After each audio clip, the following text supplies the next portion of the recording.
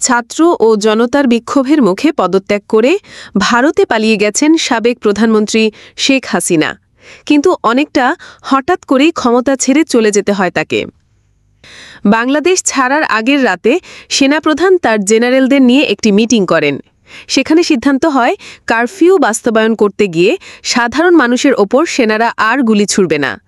ওই মিটিংয়ের বিষয়ে জানেন এমন দুজন সেনা কর্মকর্তা এ তথ্য জানিয়েছেন বার্তা সংস্থা রয়টার্সকে।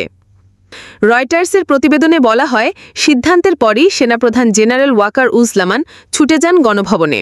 তিনি শেখ হাসিনাকে এই বার্তা দেন যে তিনি যে লকডাউন আহ্বান করেছেন তা বাস্তবায়নে অক্ষমতা প্রকাশ করেছেন তার সেনারা।